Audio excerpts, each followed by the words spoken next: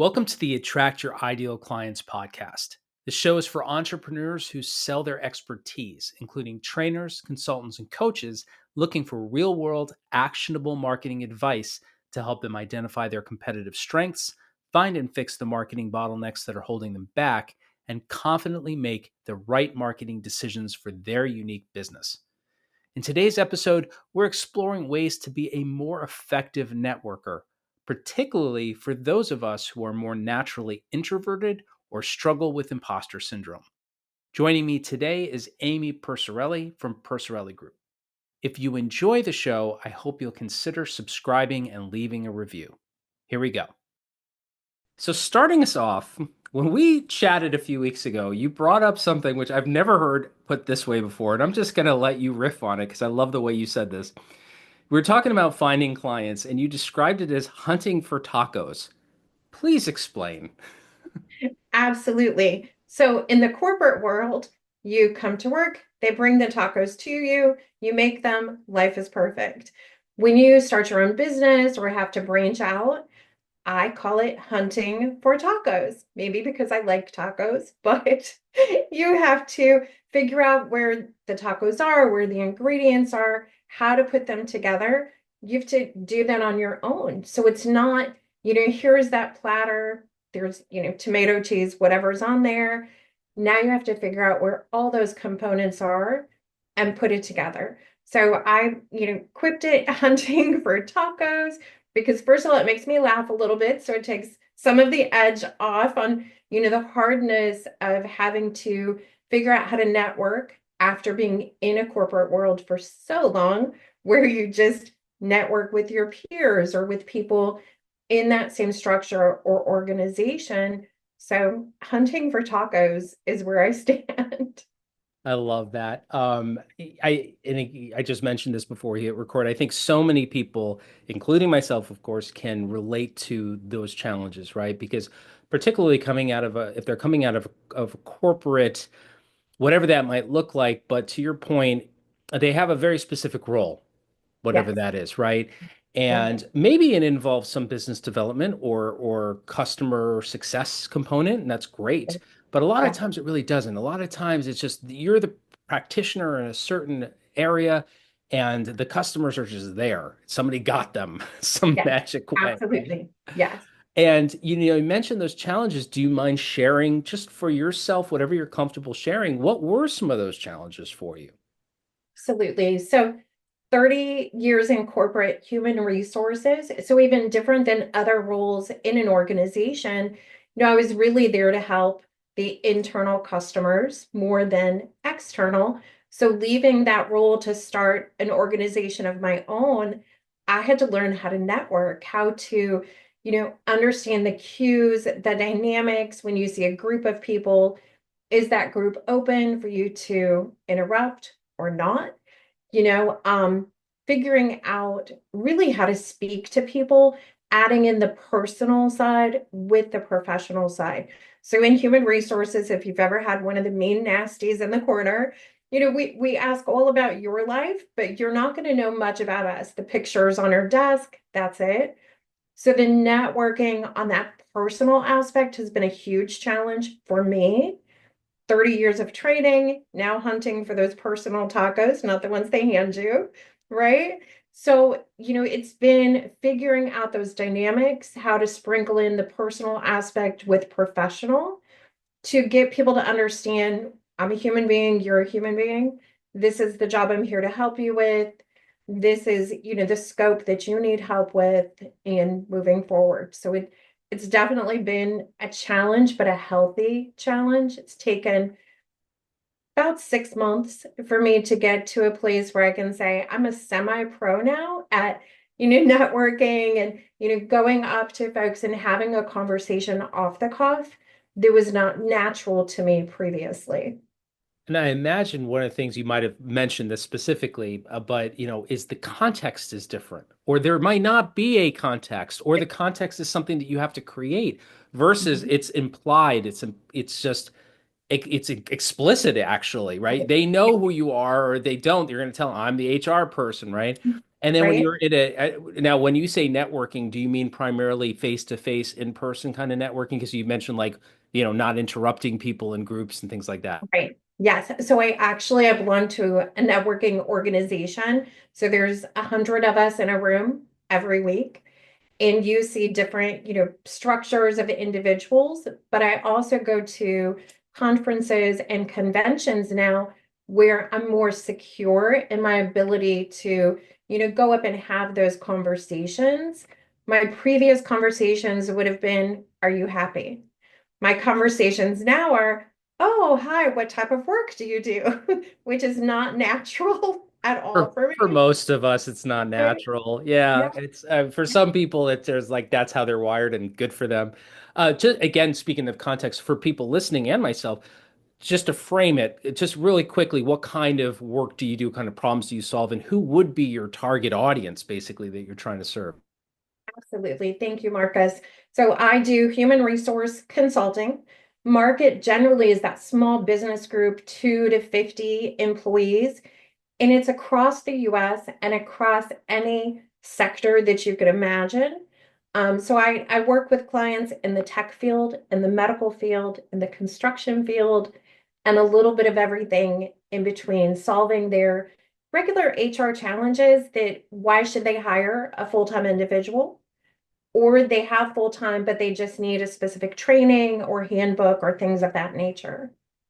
No, that helps too. And the one of the reasons I wanted to make sure I understand that is when I talk to people about networking, and I think back to my own experience back in the 90s, going to like Chamber of Commerce, mixers and not necessarily enjoying the process, I'll admit. Yes, But one of the things that I'm always intrigued by, especially when it comes to trainers or consultants or coaches who are coming out of corporate, right? And if you were to, do a non-scientific poll of 100 people in these fields, and you ask them, what's your go-to method of trying to get clients? They mostly would say networking, right? Very few are going to say, I pick up the phone and I cold call, right. right? Yes, So yes, I'm networking can mean so many different things, right? So one thing I wanted yes, to ask you, and this can help create a little bit more context for people listening, and also ways to approach networking in a way that's most effective. With these groups, these 100 people in a room, would you say that you've picked these events because they are filled with people who are in these, you said tech, medical, construction. Are they really people that are like ideal prospects? Or is it maybe a combination of that, or they just are the local opportunities that you have? Because I think what happens with a lot of people is they'll go to a chamber function, and that's wonderful. They feel like they're doing something, they are doing something, but it's not yes, necessarily people that are their ideal prospects. So I just yes. kind of want to help unpack that for people. Yes. So the primary networking group that I visit weekly, all different business forms are there, and some it's a direct benefit to my business, to me. Others, it may not be them, but maybe their brother, their uncle, their neighbor. So it's still getting that word, out about what I do. And a lot of what I do, it has to be the education model. Nobody knows what HR does or why we're here. That's great, right? We're just the mean people that fire people, which we're not even close. So it's really, getting the word out enough times so that people, when they hear those key components, they can be like, my friend Amy can help you with that. Here's her information. And then with some of that trickle method, I've been able to speak with others that I never would have met before, and they're not necessarily local. I talk with people across the US now on a regular basis. So I've elevated that networking skill like 10 times so far. So it's really a mix of people that would never benefit me. Maybe I could benefit them in some way. And then people that definitely are a direct benefit. Now, when let's say, I'm going to drill down on this a little bit because I Yeah. think it's, for so many people in these fields, it is such a core part of what they do. When you go to an event, let's say you meet somebody for the first time, right? Yes. Is there a process that you follow for yourself that you're still kind of fleshing out for following up with those people and developing the relationship beyond just the once a week or once a month that you might see them in a room? Absolutely. So I have a few different methods that It really depends on the feel at that moment, and I try to follow that gut instinct right then. Like the person, they're not open to additional conversations. That's great, beautiful. And then the ones that might be, the ones that definitely are. So I offer, here's my business card. It has a QR. They can scan and schedule a meeting with me, and we can meet if they're local-ish. We'll meet in person, have a coffee, or we'll do a Zoom conversation and just, go from there. And I do so many of those now as well that then they trickle to, we'll talk to my friend or talk to whoever. And it really helps, elevate the networking process where it's not just the same 10 people every week that you look at or talk to. I'm glad that you mentioned that because I think this brings up mistakes I've made in the past. And again, back in the 90s, there was no LinkedIn. Right. I remember going to like a networking event where somebody was angry about the fact that they'd have to now get a website that everybody's been talking about, these websites, right? So it's like a different time, right? Yeah. And Very. of course there was ways for me to follow up with people, but I was I don't want to say I was shy, but I was kind of it was hard for me. Let's just put it that way. Right. And now we have all these tools. We have Zoom. You can meet in person, of course, even back in the day. But I think it's just an important point to make because networking, it means a lot of different things. Networking doesn't have to be an event or a Right. chamber function or anything like that. Yeah. But it's like it's about being proactive, right? It's about taking the initiative and saying like, I'm going to be the one to continue to build this relationship. I'm going to take ownership of that, unless they're obviously not interested. Right. And however you do that, whatever that might look like, just the fact that you have that mindset, I think, is such an important thing to highlight.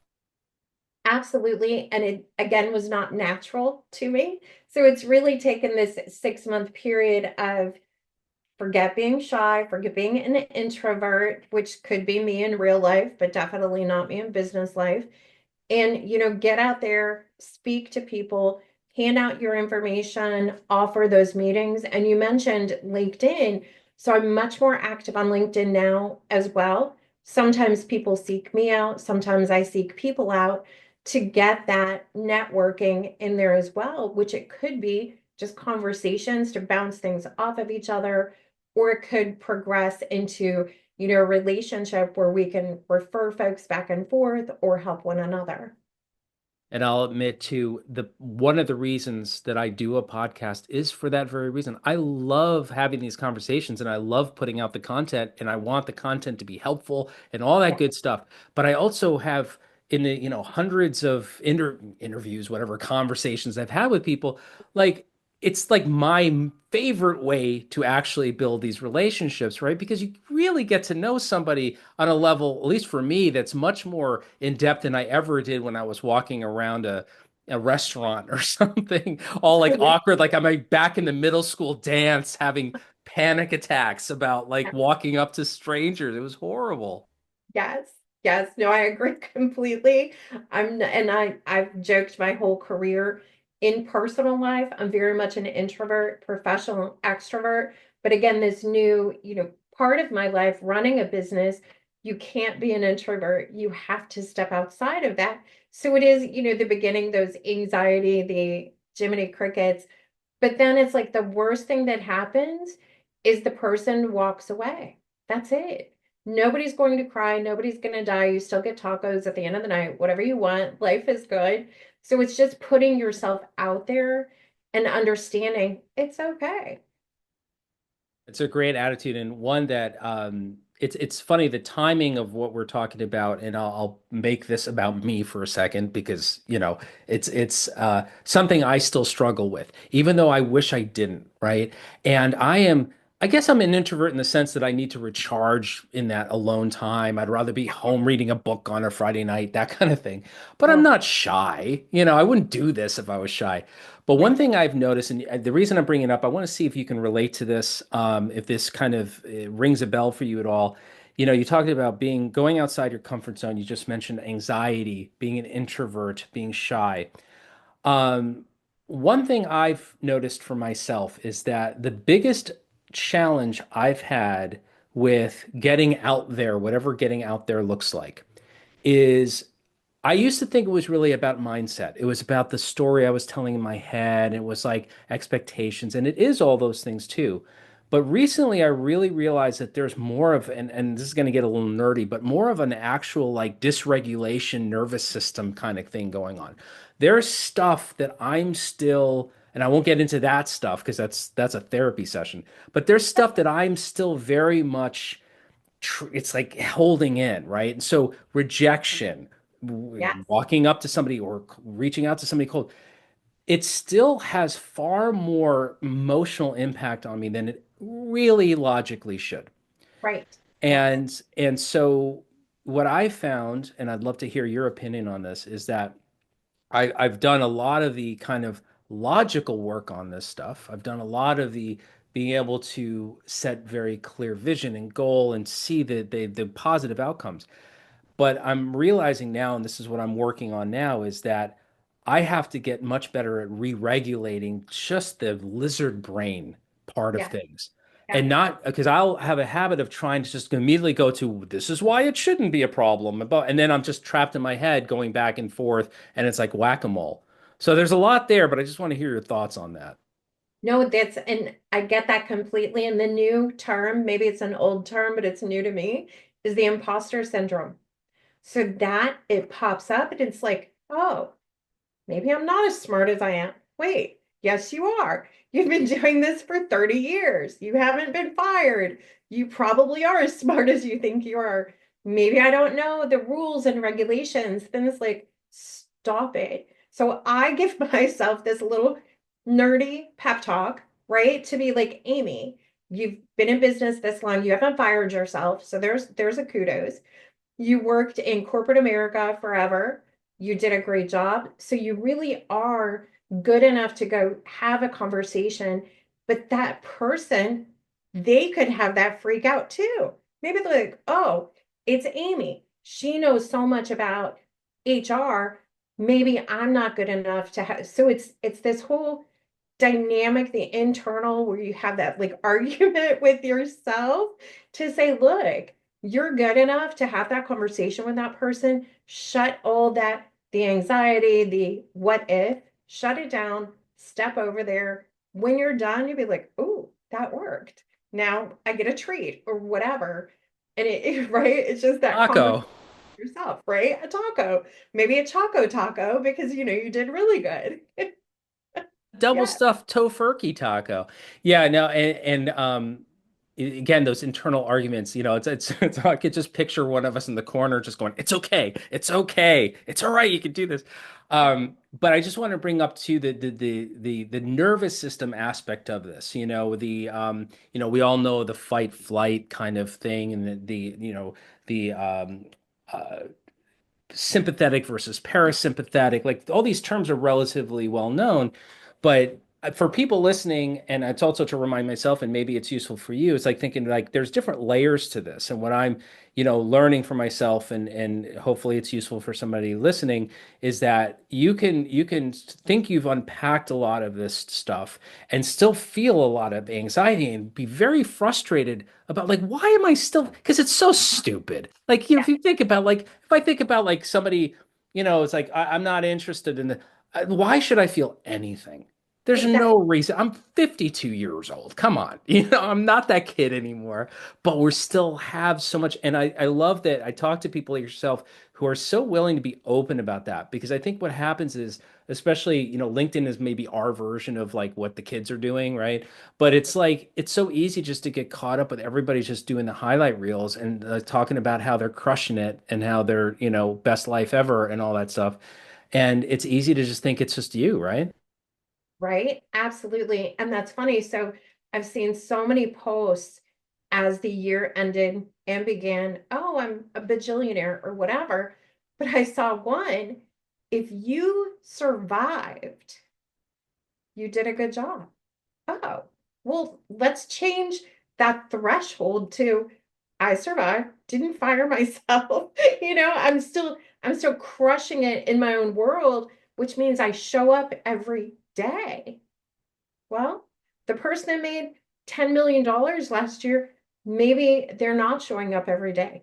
Maybe there's 20 things that went sideways, but they're not going to let you know that. I'll tell you all the negatives. Well, I guarantee you there's 20 or 20,000 things that went sideways. If you're making that kind of bank, there's a lot of things that go wrong. And that's again where the logical side of us can go, well, of course we're going to have failures and rejections. That's part of it. But then there's this just deep-rooted, again, lizard brain, mammalian brain reaction to rejection. Like for me, it's because I've done a lot of thinking and work on this over the years, maybe too much, but for me, I think the theme is like not feeling needed, like not feeling needed. Like, so even if it's like a job application or something that's not, nobody's being mean, you know, but Yeah, it's like the fact that, somebody doesn't need it, it's like, oh, that just hits you right in the gut. it does. And that's a beautiful way to put that as well. It does. So, right, when you're in a service oriented industry and somebody tells you no, when I first started, it was like, oh, nobody needs me. Okay, well, let me just crawl in a corner, cry myself to sleep. Life is perfect. But yeah, they may not need me, but there's 100 people behind them that do need me. And that's where that self-talk, that uplifting pep talk in the corner has really helped to say, you're right, because I don't need everybody and everything either. But psychologically, I think we sort of, weird ourselves out with this. Well, they don't need me, so I stink. Well, no, you're fine. We tell ourselves these stories, and I wanted to explore this a little bit with you because I think it's, since you're playing along, we'll see where it goes, right? Because I think this part for me is such an important topic, and hopefully for people listening, um, and thinking in terms of like if you think about when you're prospecting, or even if you're doing outreach or cold outreach, whatever it is that you're doing to business development, right? The actual cost in time and maybe even money is minimal per person, right? You go to a networking event, maybe it costs you what, $5, whatever it is, right? It's some time, but it's really not like a huge investment. What happens in the cases that we're talking about as far as the emotional cost is that every time you hear that, and if you're not paying attention to your reaction to that, or maybe you're not even connected to what you're feeling, the emotional cost could be massive. And then you're talking about that little, it's like the death by a thousand cuts, right? So those little stressors over time, and before you know it, you lose a client and you just collapse, right? Something bad happens, and then all of a sudden it was like the last straw, and all of it is built up over time that suddenly you're I think the term is like you're in this kind of disassociated state, or you're just in this shutdown, and I've been there before and it's horrible. Yes. Yes. And it is horrible. And I'll say, so in my business world, the first 3 or 4 months, that is how I felt, right? Like every no was a crushing blow. Maybe cried myself to sleep a few times, maybe not, who knows, right? But then it was like and my kids, and I think I told you they'll be 33 in a week. So they're old, like I am. But they're like, what's the worst that could happen? So when I like put that in the mindset, oh, nothing, nothing. Or what does this do 5 years from today? Nothing. Oh, okay. Well, dry up the tears, cry over the Hallmark movie instead, whatever, and move forward. And that's really how, so it's this reinventing of myself essentially, personality wise, my thought process to get over those death by a thousand cuts, the continual blow of I stink as a business owner, a human being, or whatever. I don't. I'm actually pretty okay. And it's just that self-talk to get you there though. And it seems like when you were kind of like half joking about the crying yourself to sleep, it's like, well, at least there is that emotional component where you're allowing yourself to feel what you feel, right? Yes. And not to turn this into like a self-help kind of podcast, but it's like, look, this is all tied together. If what I talk to people is only about tactics, you can look that up on ChatGPT at this point, right? It's like, what are the things that are really holding people back, and how do they get through that? And I was joking like when we were talking about crying yourself to sleep. I haven't done that. right? Not since I was a kid, but there's times where I really have to stop and just be like, oof, this is just, why is this feeling like this? And Yeah, I just think, again, giving ourselves permission and maybe hopefully people listening saying, okay, it's not just me. And it is tough because it's not just about how you write an email or what you walk up to. If you're feeling every time you do this like it's nearly the end of the world if it doesn't go the right way, right. that's not a fun way to make a living. Not at all. And I sort of think people can sense that desperation. So, depending on what you're doing, so I have to be 100% professional when I'm in my role as an HR person.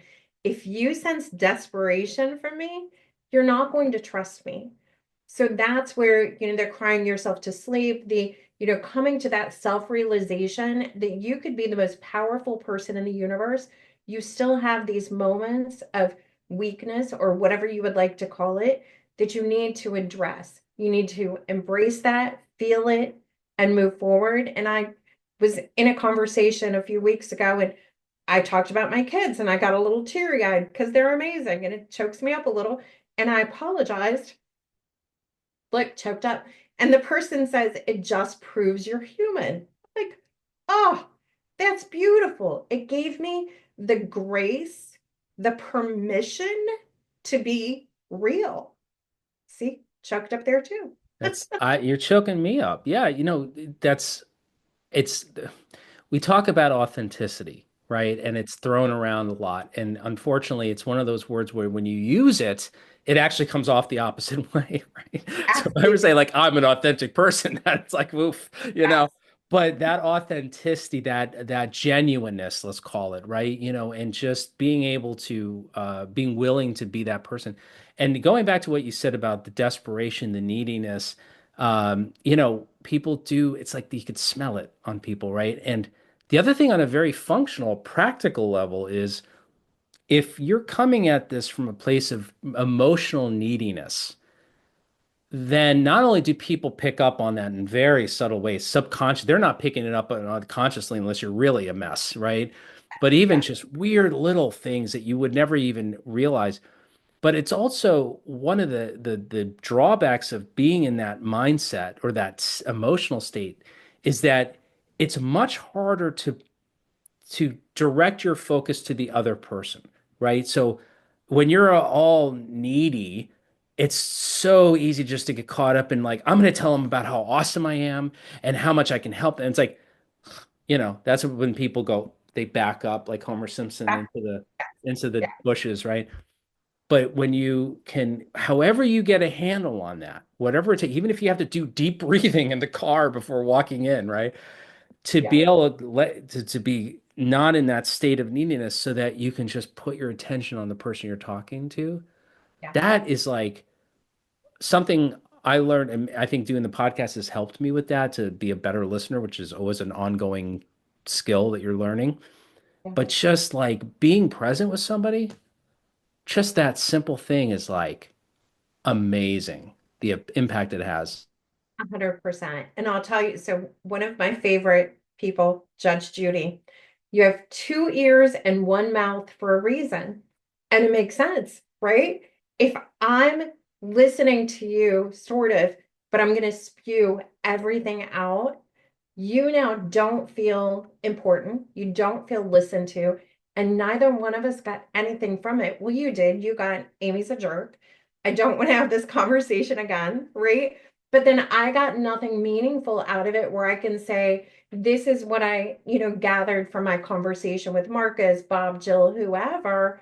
So it's unfair to both parties. And that's where, yeah, the deep breathing in the car, the listening to heavy metal, whatever it may be to sort of, right, get you on that path, like sing some tunes on the way to the meeting, get all of that energy out to where you walk in, not neutral per se, but definitely not needy or desperate or just all over the place. Nobody wants that.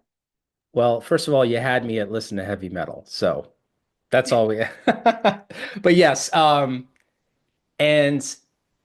going into that and being able to really. inhabit that is it's like you get better with time, Yes. right?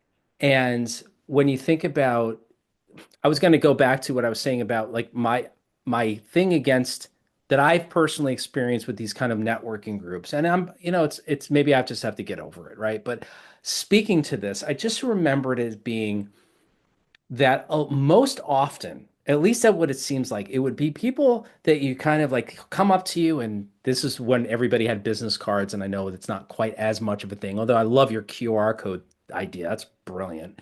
And but it'd be like, oh, what do you do? And then I'd start to tell them, and they'd kind of be, maybe I was just very boring, I don't know, but they'd be kind of looking over my shoulder, and they're kind of like, you could tell they're kind of looking for the next person to talk to because I didn't say, well, I'm looking for a real estate agent. Do you happen to be one? And it just was, when you do that over and over again, it just got to a point where it was like, this isn't how I want to engage with people. But Right. now, knowing that that was probably just as much me as anybody else, I wasn't skilled at this. So maybe knowing what I know now, I'd be able to walk in a room and be much more interested in them first, and rather than just talking about myself. Right. But it's challenging. And that, so talking about myself is a big challenge because again, corporate, we don't do that, right? In the HR. But I've learned to listen better. And then, and it is a little bit different. I think networking in the 90s was really more about you had a cocktail and I wanted to sell you everything under the sun. And I didn't care that you had a dog and three kids and 12 wives or whatever, right? And now it's shifted as far as what I've seen, it's shifted back to this, how is the family? How is this? And then pepper in, if appropriate, what type of work you're doing and if there's any synergy between the two. But I still, talking about myself in those groups is still a bit of a challenge. I'm learning, I'm getting, much better. But I always want to be me because I never want to show up as I have this fake persona. And then maybe you hire me for services and you're like, I don't know who that is because this is who I met over here. Or you see me in a different context and you're like, well, in this setting, she was super nice and friendly, but here she just looked at me and ran away. So it's this whole learning thing of, being true to yourself 100% of the time, which I think a lot of us struggle with that. And yes, if I tell you I'm authentic, that's sort of like the creep scale right there. Like, really? You sure about that? Like, it's That's an real. inner voice thing. Right? Like it's a real taco. Well, the menu said tofurkey, so it's not, right? So it's that whole, balance of being true to yourself, which I think a lot of people do struggle with because we don't want to be rejected for being the goofball or the whatever that we may be. And then it's like, forget it. What's the worst that's going to happen? You don't like the real me? That's cool. We'll talk to the next person. I'm glad you said being true to yourself, and we talk about authenticity. I think, this is something where it gets muddled because I think to some people, they think that being authentic, being genuine means saying whatever happens to come across their brain at the moment, right? Yes. You Yeah. anger me, I'm going to tell you what's what, right? Right. And it's like, well, I guess maybe in that sense, you're being genuine to your impulses at that moment, right? But I think it was John Gary Bishop. He's three names in his name, so I get him mixed up sometimes. But he wrote a bunch of really good books that have naughty words in the title, so I won't say them here. But basically, he, was talking about, really being authentic is about being connected to your values and being living consistently with them, right? Absolutely. Yes. So being a goofball might be a reflection or an expression of I want to enjoy life. I love laughter, right? It's not like telling dirty jokes when you're in a room because you're just so nervous you don't want to say, or you're going to tell someone off because I'm just being real. So I think just putting a fine point on that, we can be absolutely professional and aligned with our values and still be real and still tell people about our lives or our kids. None of that is kind of excluding the other thing. Right. So it's more of a little rant, but I just want to see if you have any thoughts on that. But and that's a good way to phrase it, right? Like be true to yourself, but also you need to think about what that means, right? So if my true self is you cut me off in traffic and I go road rage and lose it, nobody wants that. And that, by the way, that's not me at all. I smile and wave and That's go when about, you're not an introvert.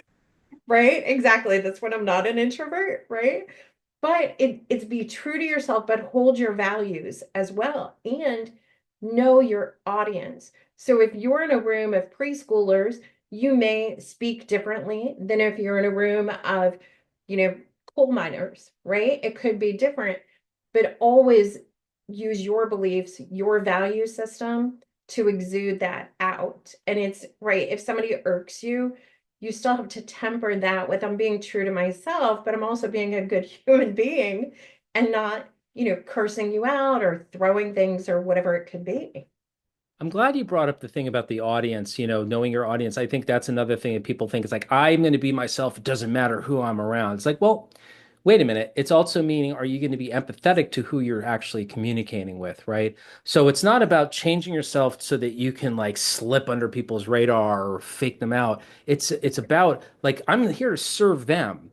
And if I talk in, the way I am at home might be a little different because, my wife and I are like, we're just we're goofballs, right? And we just talk crap all the time, right? It's like that works, right? We're not gonna, but I would never act like that exactly in on a podcast necessarily, right? Because it's not appropriate, it's not empathetic, it's not fair to the guests, it's not fair to the audience.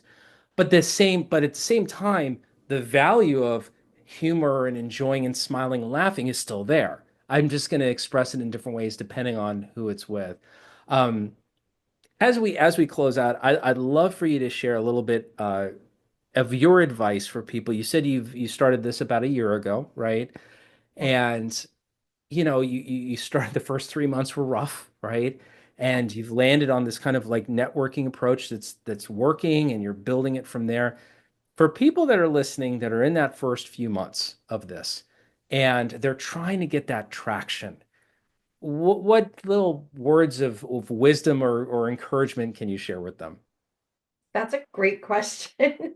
I think really it's wake up every day with a positive mindset. So yesterday sucked. Today the sun came up. It's beautiful. Life is great. And if you continue that, I think you'll start to see more positives occur than the negatives. And also make sure you have a good group, like of friends or family or mentors that you can call and cry your eyes out to. Like, that's okay. Get it out of your system. So then you move forward with that positive outlook. I think a lot of people, we start and then you have a hurdle, a hurdle, a hurdle, and you're like, 3 shots, I'm out. Have a nice day. Well, what if the next was an open door? Like, that's just try to be as positive as possible. I'm not a huge fan of fake it till you make it, but sometimes you have to. You have to be able to see that rainbow outside of today's, rainstorm or snowstorm or whatever. So just keep the positive attitude up. Know that you started for a purpose and make it work.